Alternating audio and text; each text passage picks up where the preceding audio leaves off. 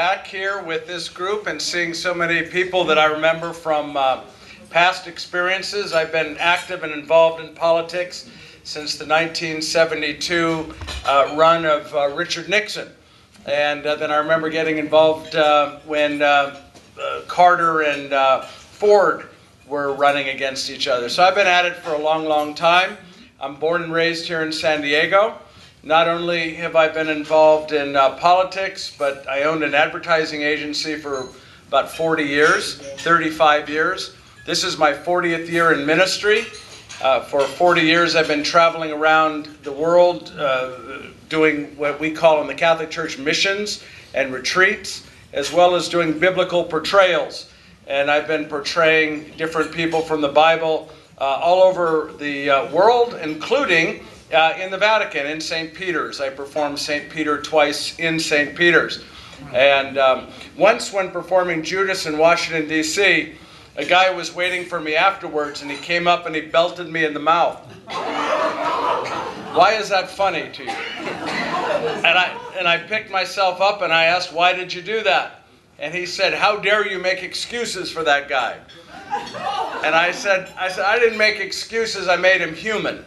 You see, sometimes we want to make our saints too holy and put them up on pedestals, and we want to make Judas out to be a devil. And when we do that, we lose sight of the fact that they were human beings. And I think the real message in any of those people is in their humanity, and that they rose above their humanity to serve.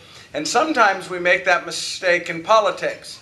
Sometimes we raise people up to such a level just because they hold a particular elected office or they want to run.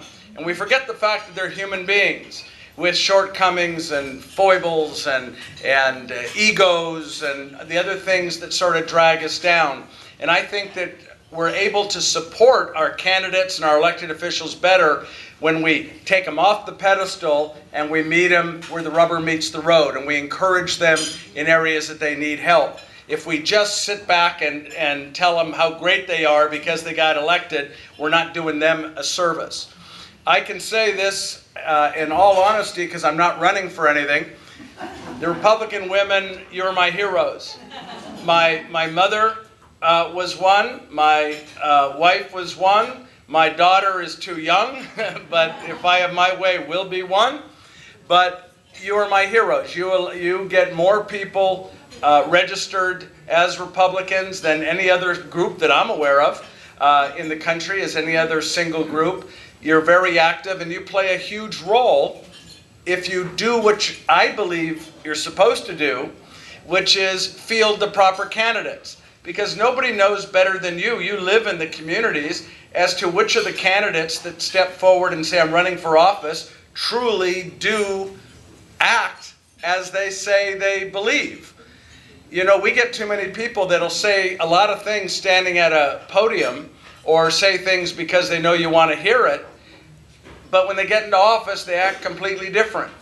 The one beauty about the Republican Women Federated is you live in the area, you see these people when they're in the lower offices, you see, are they a person that can be trusted as they move up through the ranks? And I want to encourage you to be as outspoken as you possibly can when you know someone isn't right. And when you know that they are right, be as outspoken as you possibly can. And I wonder if I understand the role of Republican Women Federated, your role is not to support the local Republican Party. Your role is to support the statutes that exist within the framework of the Republican Party nationally. Am I right? And that's important to not lose that distinction, because it's too easy to get caught up in the local politics. Whereas one of the reasons I believe you were formed was you are an entity that is standing strong for the statutes that define who Republicans are. Is that accurate? All right, good. So I've been talking, by the way, today, as an actor, and I've been doing acting now for 57 years on stage, today is Shakespeare's birthday. It's his 450th birthday, and I performed Shakespeare, including at the Old Globe back in the 70s. And so one of my favorite lines is from As You Like It, Act 2, and it's all the world's a stage and all the men and women merely players. They have their exits and their entrances, and one man in his time plays many parts. When we are in the world of politics, we're playing a part. When we are in our churches, we're playing a part. When we are at home as mothers, as fathers, as brothers, as sisters, we're playing a part. These are all roles. The trick is, if you are truly people of integrity, people of ethics, people of morality, they should all be the same. But so often, so many people are one way in this role, another way in this role, and another way in that role, and it shouldn't really be that complicated for us to understand why they can't be trusted when they move beyond. Does that make sense?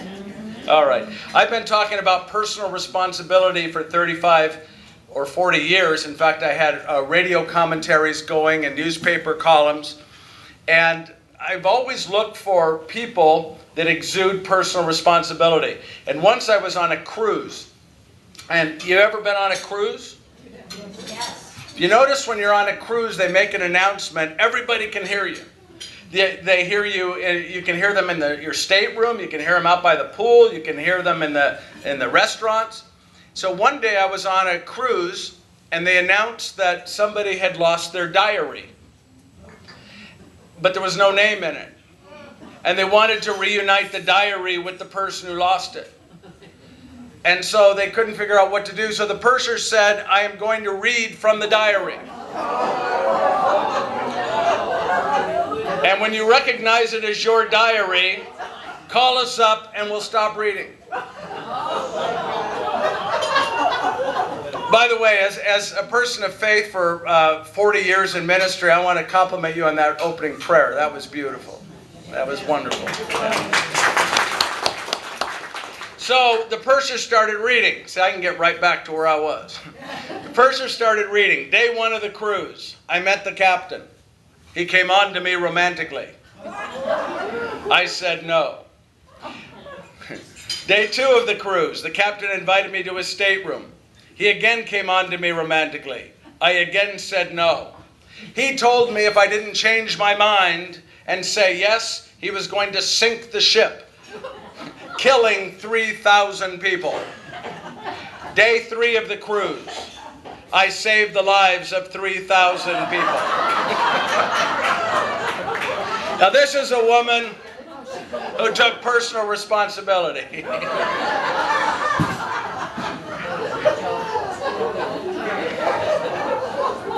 Back to politics.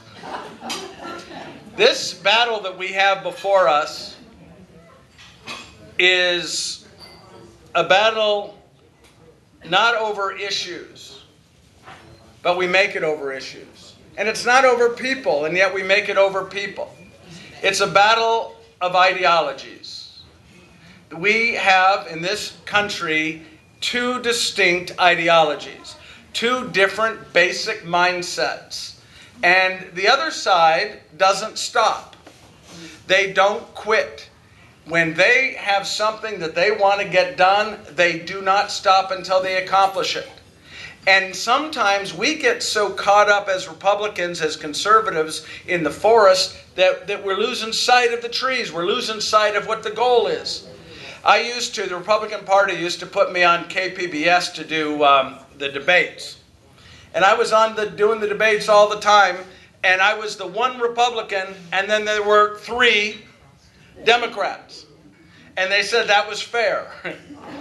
I guess maybe it was.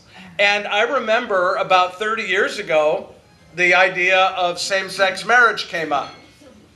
And I said on television, and it made some of my fellow Republicans and conservatives mad, I said that ultimately the Democrats, the progressives, the liberals are going to win. And I said they're going to win on this issue. And the issue is the Constitution of the United States, which says that we are afforded equal protection under law.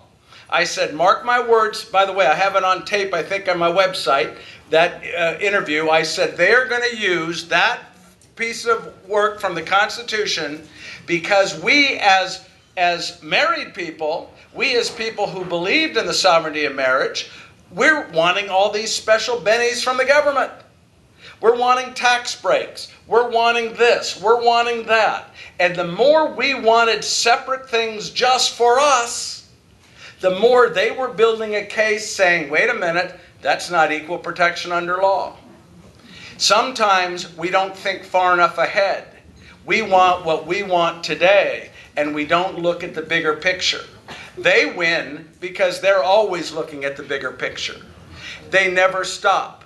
They never will stop. Saul Alinsky said you don't stop. As a guy who was 12 years an elected member of a school board, I knew exactly when my school board, when my unions, teachers union, were coming asking for things, I knew which one of the Alinsky methods they were using. And I used to say, that's Alinsky number 8. And it would make them mad. Because they don't like it when you point out that you know what they're doing, the method that they're using.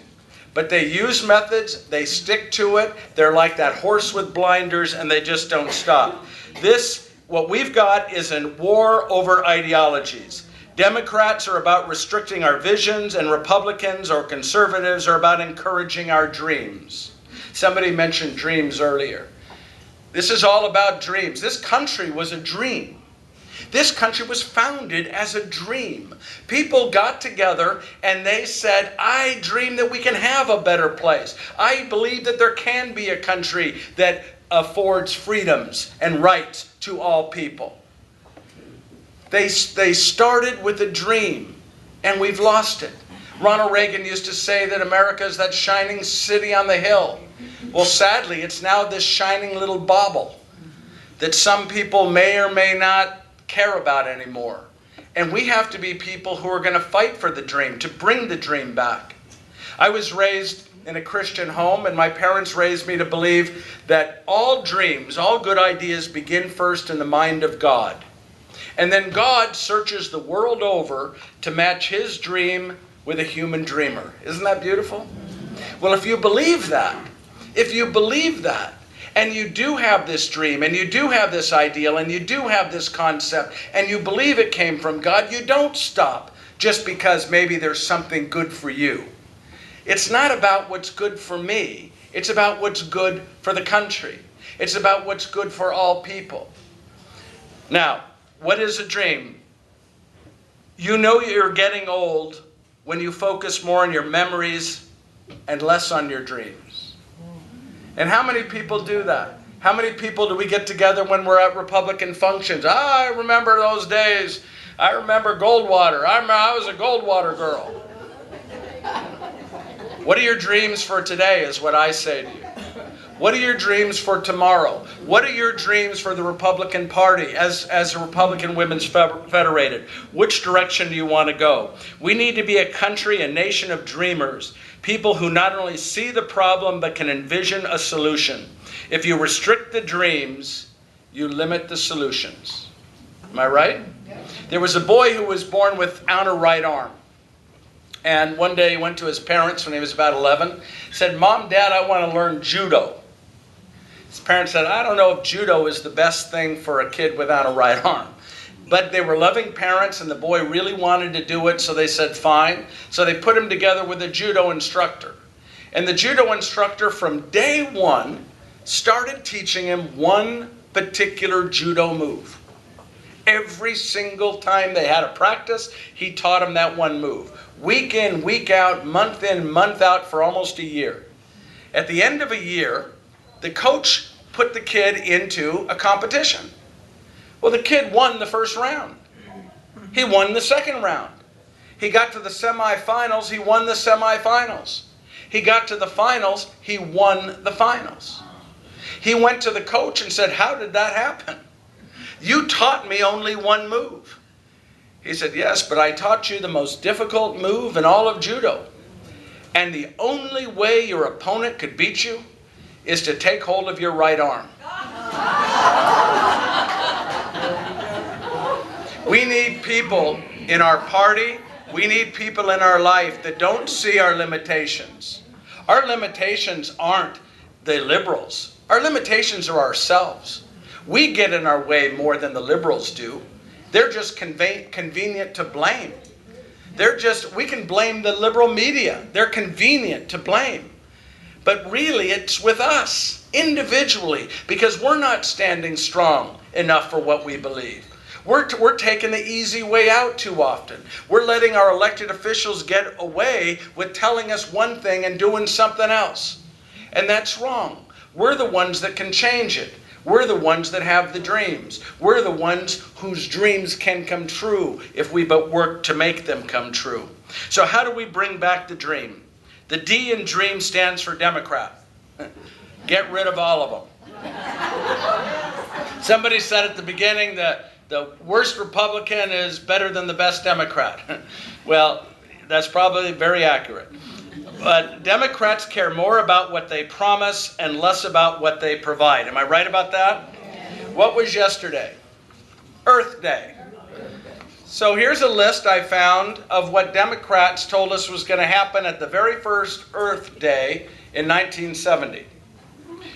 Civilization would end with, by the way, one of the founders of Earth Day in 1970 was a hippie then. He's now, what does it say? He's a convicted murderer now. Ira Einhorn. He predicted death, destruction, and disease unless we did exactly what the progressives commanded. So the first thing they said, this was Harvard biologist George Wald, civilization will end within 15 or 30 years unless immediate action is taken against problems facing mankind. Well, it's been 40 years and we're still here, sort of. We're in an environmental crisis which threatens the survival of this nation and the world as a suitable place for human habitation. This is from Washington University biologist. Man must stop pollution and conserve his resources, not merely to enhance existence, but to save the race from intolerable deterioration and possible extinction. That's from the New York Times. Population will inevitably and completely outstrip whatever small increases in food supplies we make. The death rate will increase until at least 100 to 200 million people per year will be starving to death. And this will happen over the next 10 years. So that was to happen. Again, these were all stated in 1970. All of this stuff is said by the progressives to scare us, to scare people to vote their way, to be on their side. We, who are the dreamers, we're the people who stand for what we believe, have to stand up to these things. We can't suck in. The same people who are saying we're having global warming today were saying that there was global freezing back in 1970. The same people. Now, as a Christian man, I find it offensive to think that these people are telling and getting people to believe that somehow mankind can disrupt what God has made. The Creator God created this universe. And to think, I don't care how many cars we have, that we're going to be able to destroy what God has made is sort of trying to put ourselves above God, which I find blasphemous, personally. I'm often called to debate Democrats. I told you about KPBS. Once I was asked to debate them on the issue of voter fraud. That's a big thing. You notice whenever you're getting close to an election, you'll hear the Democrats start to say, oh, there's going to be voter fraud. They're programming us, right? So it was me against 3 on PBS, and they started to say the Republicans are responsible for all voter fraud. I said, really? I said, well, it seems to me, I remember a guy by the name of Huey Long. Y'all remember Huey Long?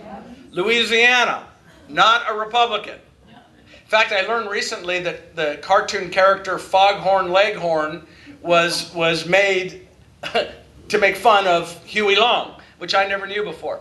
But Huey Long said this, and I said this in the interview on the debate. Huey Long said, when I die, if I die, I want to be buried in Louisiana so I can remain active in politics.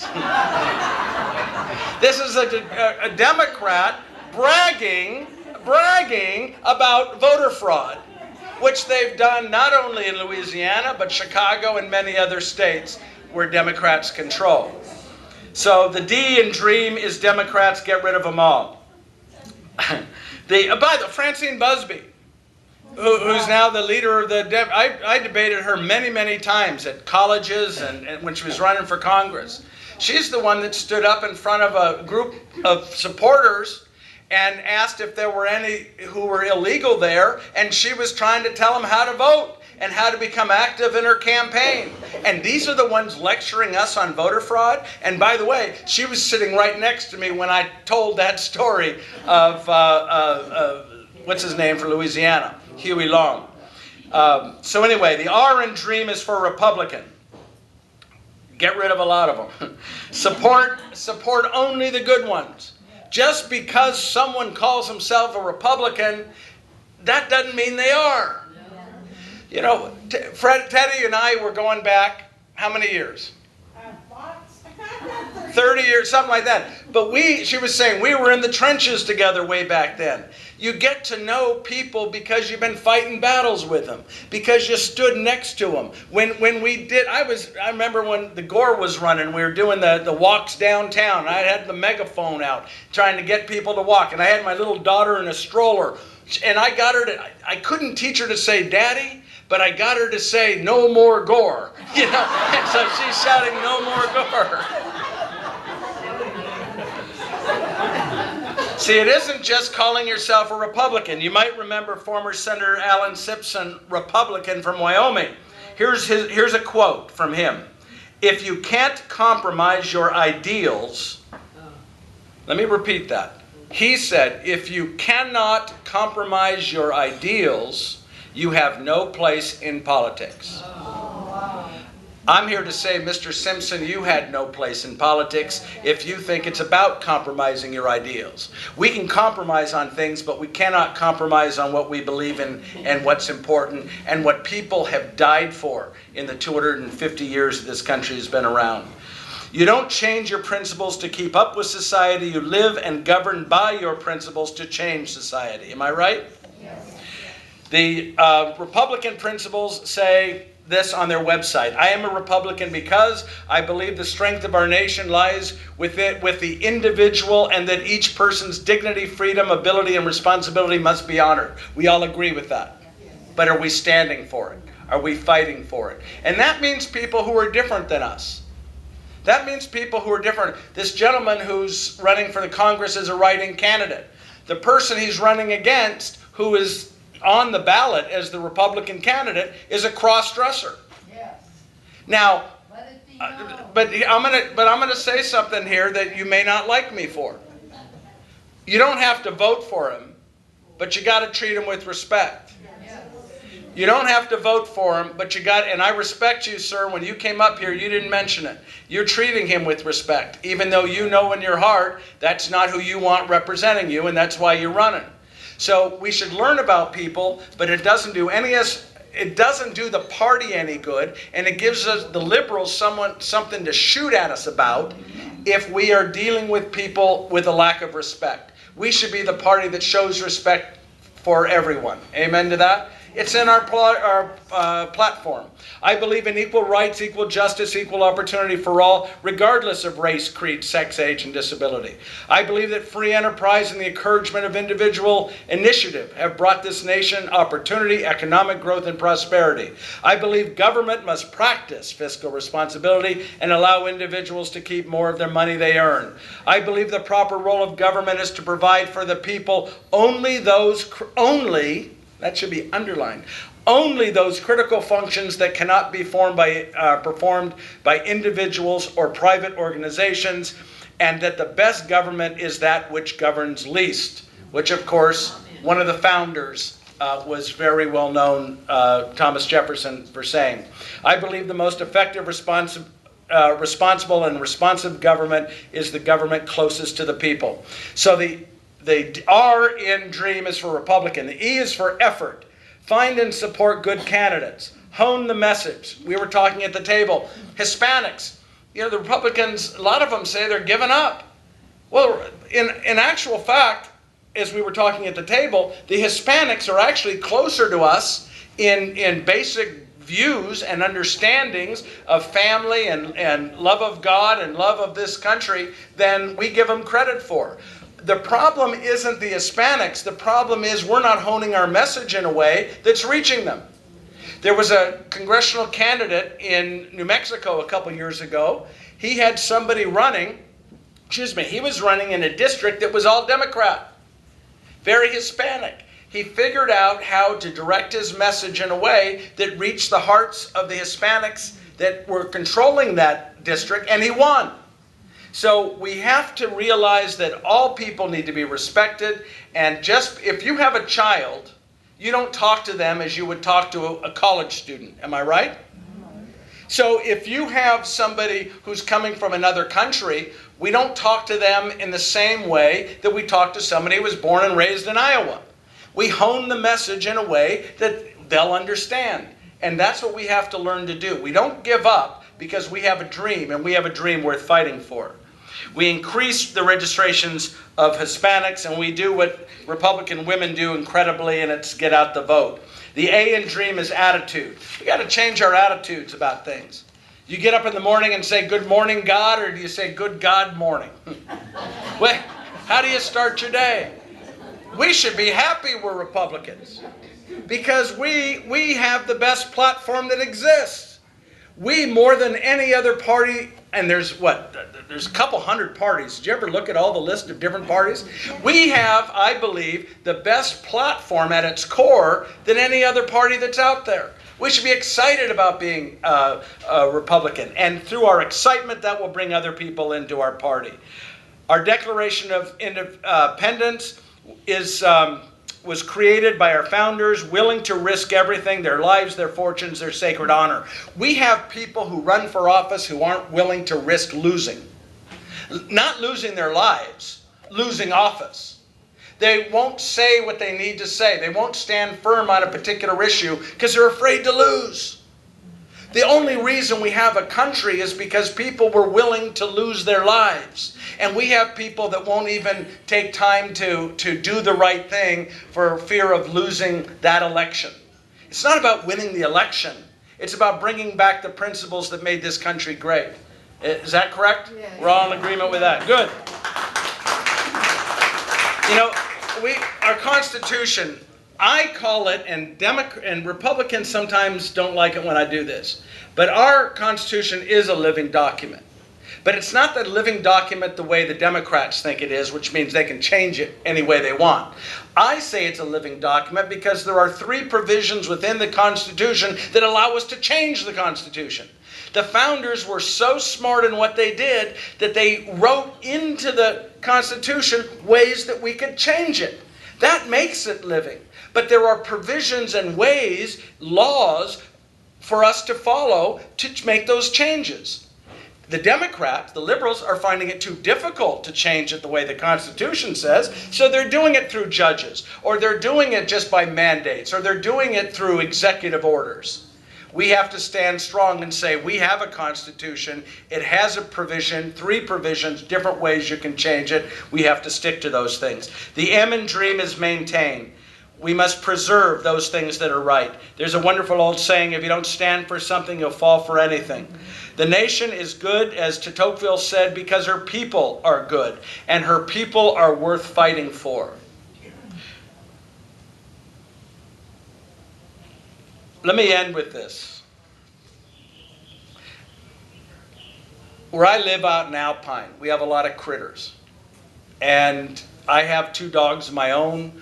My daughter was out for a run yesterday, 5-foot rattlesnake.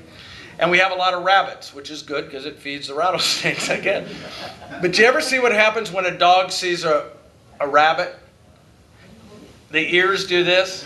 The tail starts to wag. They get all excited. They start hooping and hollering. And if they can get out of the yard, what do? They chase the rabbit. Do you ever notice what happens to the other rabbits? I mean, the other dogs in the neighborhood, they start barking. You can have a chorus of barking, am I right? Yes. And if they get out, they can start running down and chasing. And pretty soon you can have 6, 8 dogs chasing this one rabbit. Well, what's interesting is pretty soon some of those dogs quit and go home. And then more quit and go home. And pretty soon you only have 1 dog left chasing the rabbit. Do you know which one it is? It's the first one. Do you know why? That's the only one that actually saw the rabbit. All the rest just sort of got caught up in the excitement. You will never make your dream come true if you have not seen it. If you have not taken the time to understand and know what the Constitution said, if you don't take time to understand what this country was truly founded on, and if you don't get back personally, not just because the people around you are saying things. Are you a member of a Republican women's group because they throw good lunches? Or because they have phenomenal speakers? Are you here because you truly believe in what the Republican Party stands for? And you know what this country can be? If that's the case, then you've seen the rabbit, and you individually can make that dream come true. Amen? Amen.